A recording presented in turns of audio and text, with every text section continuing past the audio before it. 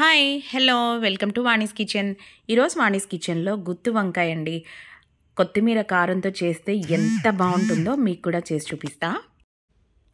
ముందుగా మిక్సీ జార్లో కొంచెం 1 ఇంచ్ ఉండేట్టు అల్లము, అలాగే కొంచెం వెల్లుల్లిపాయలు, 1/2 స్పూన్ జీలకర్ర అండ్ 2 స్పూన్లు ధనియాలు అండ్ పచ్చిమిరపకాయలు, దాల్చిన చెక్క, యాలకులు, గుప్పెడు కొత్తిమీర ఇది తీసుకోవాలండి. ఎందుకంటే కొత్తిమీర కారం కదా, కొత్తిమీర ఎంత ఎక్కువగా ఉంటే అంత బాగుంటుంది. అలాగే పచ్చిమిరపకాయల ఘాటు కూడా ఇందులో బాగుంటుంది. సో ఉల్లిపాయలు అయితే నేను 3 తీసుకున్నాను. ఈ 3 తీసుకొని ఒక్కసారి ఆయిల్లో వేయించుకోవాలండి. కొంచెం కలర్ చేంజ్ అయ్యేంత వరకు వేయించుకుంటే టేస్ట్ అనేది చాలా బాగుంటుంది. పచ్చిగా ఉల్లిపాయలు కూడా వేసేయచ్చు, బట్ పచ్చి ఉల్లిపాయలు వేయటం వల్ల ఏమవుతుంది అంటే మనం వంకాయలో స్టఫ్ చేసినప్పుడు ఎక్కువగా ఉడకదనమాట. అట్లాంటప్పుడు పచ్చి స్మెల్ అనేది వస్తుంది. ఇలాగ మీరు ఫ్రై చేసిన తర్వాత ఈ ఆనియన్స్ మనం ఏదైతే మిక్సీ జార్లో తీసుకున్నామో ఆ ఐటమ్స్తో మిక్స్ చేస్తే, ఇప్పుడు పేస్ట్ చేసామనుకోండి, అసలు ఈ పేస్ట్ అయితే మంచి టేస్ట్ అనేది మనకి గుత్తి వంకాయకి ఇస్తుంది. సో సాల్ట్ కూడా వేసి ఇట్లా పేస్ట్ చేసి పక్కన పెట్టుకోండి. దీనికి నేను తెల్ల వంకాయలు తీసుకున్నాను, అంటే పచ్చగా వంకాయలు. జనరల్గా దీన్ని తెల్ల వంకాయలు అని పిలుస్తాము. ఈ వంకాయలు లేతగా ఉండేటట్టు చూసుకోండి, ఎందుకంటే ముదరగా ఉంటే కొంచెం పుచ్చులు ఉండే అవకాశం ఉంటుంది కదా.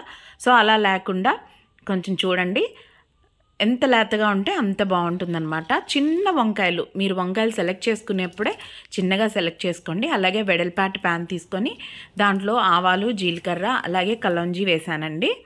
వేసి ఎండుమిరపకాయలు కూడా వేసుకున్నాను. కలాంజీ ఉంటే వేయండి, లేదంటే స్కిప్ చేయండి, నో ప్రాబ్లం. అలాగే కరివేపాకు వేసి ఒక్కసారి ఫ్రై చేసుకొని,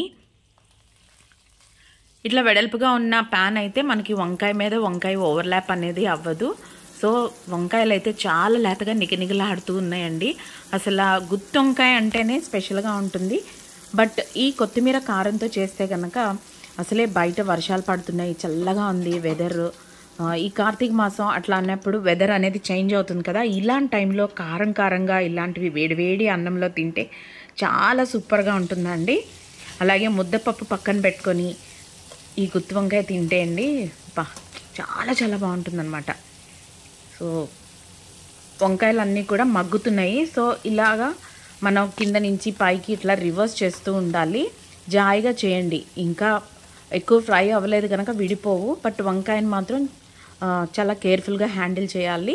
సో ఇట్లా ఒకదాని పక్కన ఒకటి పేర్చుకొని మళ్ళీ మనం మూత పెట్టుకోవాలి. కాసేపు పెట్టుకొని మనం ఆల్రెడీ కొంత పేస్ట్ అయితే చేసుకొని ఉంచాం కదా, ఆ పేస్ట్ కూడా ఇందులో వేసేసుకోవాలండి. వంకాయలు బాగా మగ్గినాయి అనుకునేప్పుడు మీరు చెక్ చేసుకోండి, వంకాయలు మగ్గిపోయినాయి. లేత వంకాయలు అంటే మనం ఎక్కువసేపు ఫ్రై చేయాల్సిన అవసరం లేదు. సో ఇట్లా ఆ పేస్ట్ మనకి స్టఫ్ చేసిగా మిగిలిన పేస్ట్ ఉంది కదా, ఆ పేస్ట్ని అయితే అందులో వేసుకొని కొంచెం వాటర్, సరిపోయినంత వాటర్ అయితే వేసుకోండి. మరీ ఎక్కువగా వేయాల్సిన అవసరం లేదు.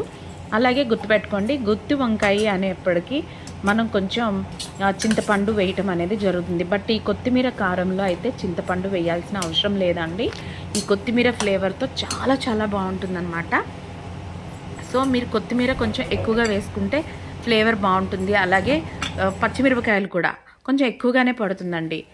కలర్ అంతా ఇలా చేంజ్ అయిపోయింది. చేంజ్ అయ్యి అసలు ఆ వంకాయ అయితే కంప్లీట్గా బాయిల్ అయిపోయిందండి. ఫ్రై చక్కగా అయిపోయింది. ఇది వేడివేడి అన్నంలో కలుపుకొని తింటే ఎంత బాగుంటుందంటే అంత బాగుంటుంది. నచ్చిందా? నచ్చితే లైక్ చేసి, షేర్ చేసి, సబ్స్క్రైబ్ చేయండి.